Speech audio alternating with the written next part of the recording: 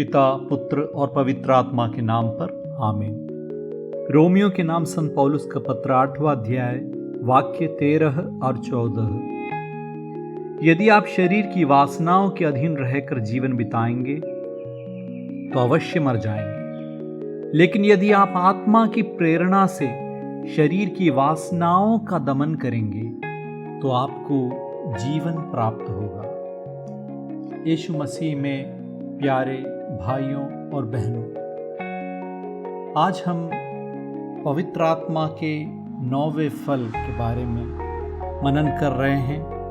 गलातियों के नाम 5वें अध्याय के 22 और 23वें वाक्यों में हम देखते हैं पवित्र आत्मा के 9 फलों के बारे में संत पौलुस बता रहे हैं, और यह सबसे अंतिम में लिखा गया फल है सेल्फ कंट्रोल अर्थात संयम। लेकिन यह बाकी सब फलों को पाने का एक दरवाजा है, एक रास्ता है। हमारे जीवन में सेल्फ कंट्रोल बहुत ही जरूरी है। जैसे कि संत पौलुस हमें याद दिला रहे हैं कि हम 2 तरीके से अपने जीवन को जी सकते हैं। एक शरीर की वासनाओं के अधीन रहकर जियो, और दूसरा रास्ता है आत्मा की प्रेरणा के अनुसार जियो। हम जब जानवरों के बारे में सोचते हैं तो जानवर हमेशा अपनी वासनाओं के अधीन रहकर जीते हैं। वे सोच नहीं सकते, वे निर्णय नहीं ले सकते क्या अच्छा है क्या बुरा है। भूख लगती है तो वो खाने की कोशिश करते हैं। जो उनकी वासना उनसे कहती है उसके अनुसार वे चलते हैं, क्योंकि उनमें आत्मा नहीं है। लेकिन हम जानवर नहीं हैं, हम इंसान हैं।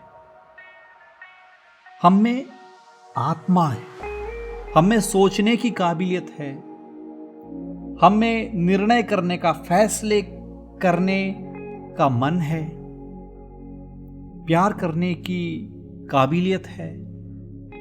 हम हां कह सकते हैं, नहीं कह सकते हैं। तो हमें अपने आप को जानना है कि हम सिर्फ जानवरों की तरह अपनी वासनाओं के अनुसार नहीं जी सकते।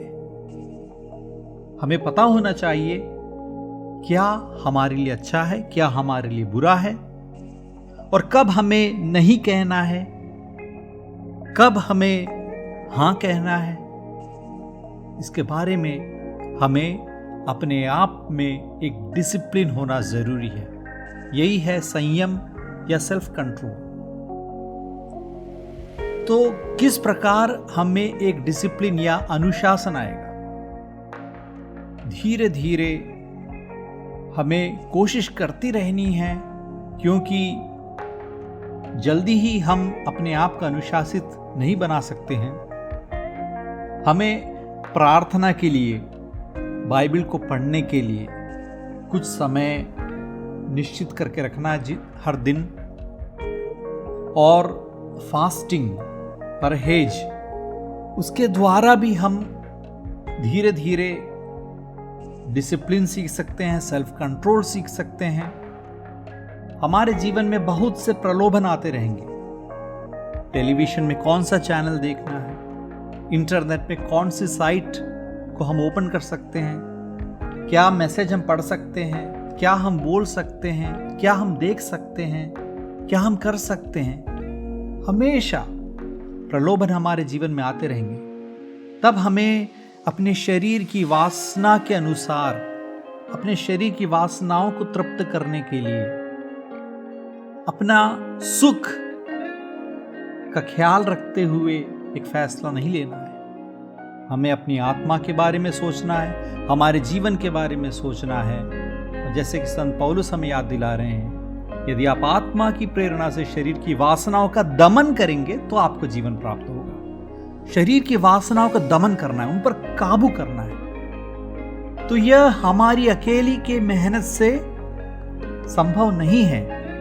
इसीलिए संत पौलुस हमें याद दिलाते हैं कि संयम भी पवित्र आत्मा का एक फल है। पवित्र आत्मा की मदद से ही हम अपनी शरीर की वासनाओं पर काबू पा सकते हैं, उनका दमन कर सकते हैं। तो इसके लिए हमें क्या करना है? हमें अपने जीवन की डोरी पवित्र आत्मा के हाथों में देना है। अपने जीवन का कंट्रोल पवित्र आत्मा के हाथों में देना है।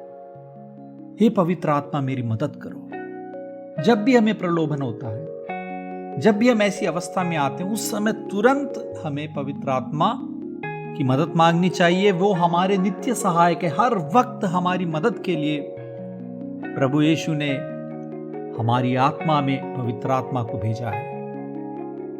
तो पवित्र आत्मा के साथ मिलकर काम करो, उनकी कृपा से सहयोग करो। पवित्र आत्मा हमें प्रेरणा देते रहेंगे, हमें क्या करना है, क्या नहीं करना है, क्या सही है, क्या गलत है। जितने हम उनके करीब होंगे उतना ही हम उन्हें सुन पाएंगे। इसलिए हमें पवित्र आत्मा के साथ सहयोग करते हुए अपने जीवन में संयम सीखना है, सेल्फ कंट्रोल सीखना है।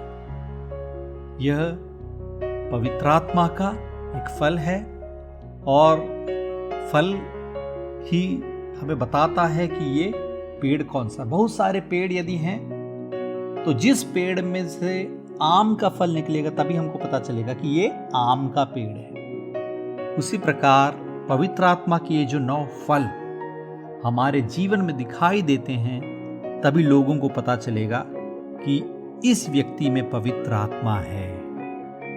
आए हम ऐसे ही जिए, पवित्र आत्मा की प्रेरणा के द्वारा जिए, पवित्र आत्मा के कंट्रोल में अपने जीवन को हम आगे बढ़ाएं।